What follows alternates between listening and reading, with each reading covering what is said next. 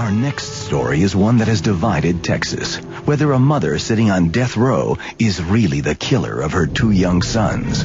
New evidence suggests that she may be innocent, and now a $125,000 reward is being offered for information that could reverse the jury's verdict.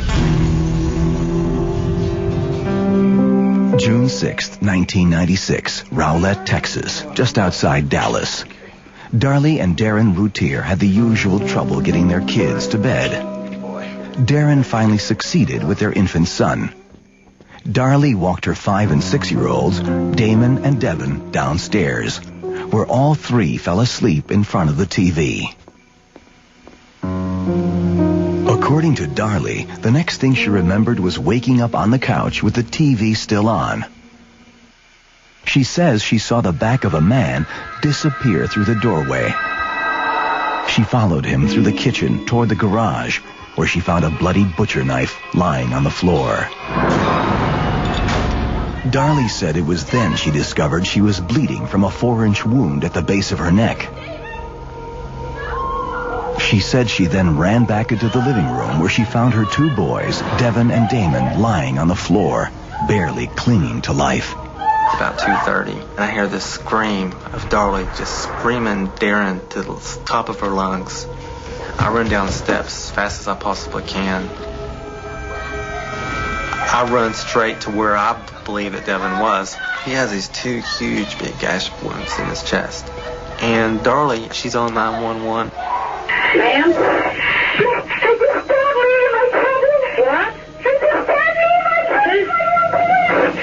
it? What's going on, ma'am?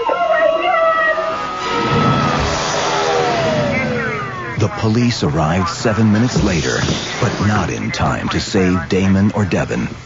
And Darlie had lost a lot of blood. Darlie spent the next day in intensive care, and the next several days after that with police going over her story from her hospital bed. Darlie couldn't remember details, but felt she'd been attacked in her sleep and left for dead when her neck was cut. Darlie said she woke up and caught a glimpse of the intruder, but police didn't believe her story. They concluded that Darlie Routier had staged the crime scene in order to get away with murder.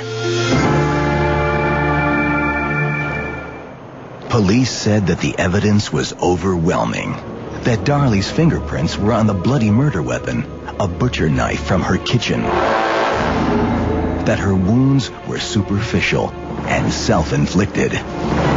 Police statements to the press suggested that Darlie was a vain and pampered woman who was angry that her husband's business was failing and resented being burdened by her small children. They said she'd purchased $20,000 in life insurance for them just 3 months before her children were murdered. Then, the discovery of this shocking video. Just 8 days after the brutal stabbings, a news crew taped Darlie at the boys' gravesite, cracking gum and celebrating with silly string and balloons. Detectives and the public believed no grieving mother would act like this. That's what convicted her. That's what convicted her in the press, and that's what convicted her at the trial. The jury, during deliberations, asked to see that tape and played it back 9 times. It took the jury just 7 hours to return a guilty verdict. Now, 4 years later, Darlie Routier sits on Texas death row, preparing to die by lethal injection. I did not kill my children.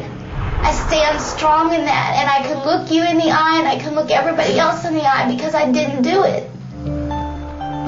Convicts claiming innocence is nothing new, but is it possible that Darlie is telling the truth? That the Rowlett, Texas Police Department built a murder case against the wrong person? Critics contend that the county prosecutors ignored vital evidence that wasn't consistent with their theory of the crime. Shortly after the trial ended, a true crime author who wrote a book condemning Darlie says she got a call from a source in the DA's office who had startling evidence that prosecutors never presented to the jury. Some of the things that were there were pictures that I never saw, of injuries I never saw. For some reason, they chose to hide more than half of Darlie's injuries, the worst half. They were so horrible compared to what was shown in court.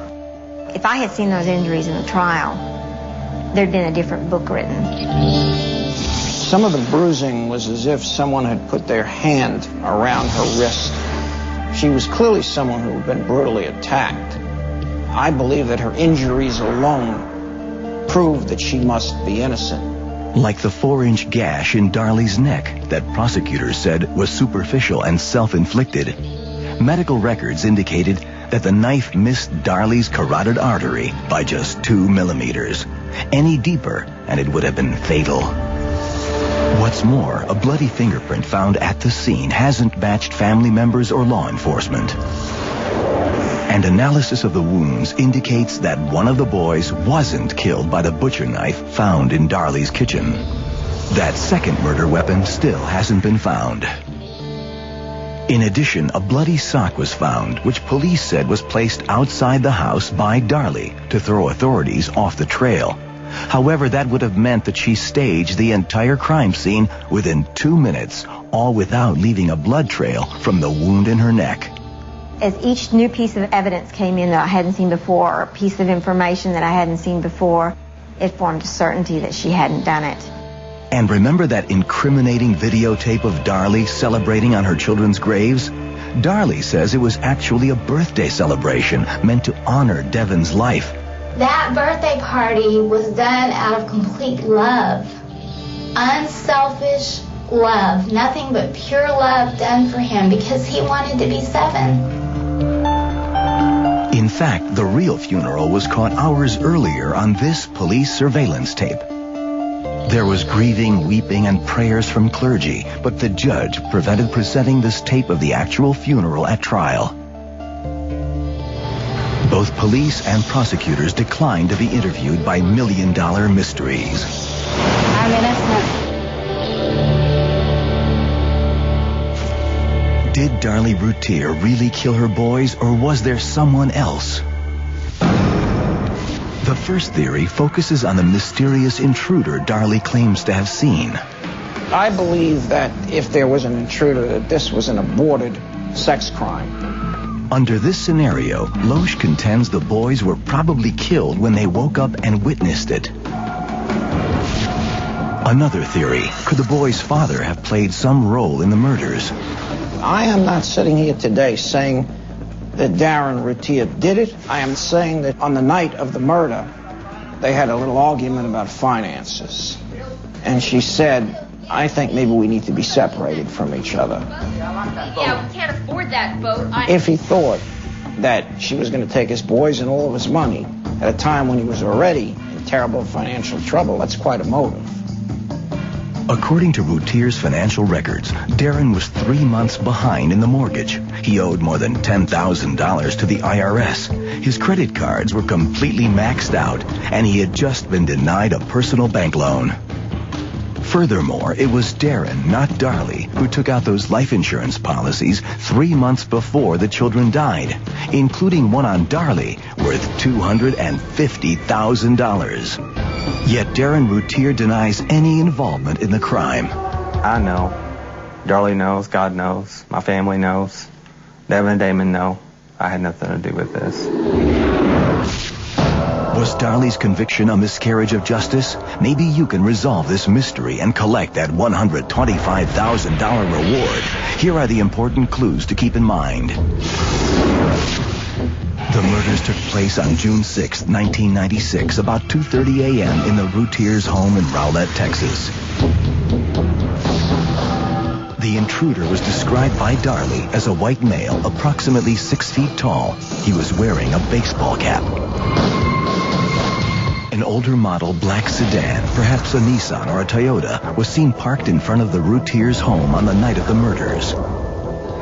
If you have any information about this crime, go to our website at fox.com.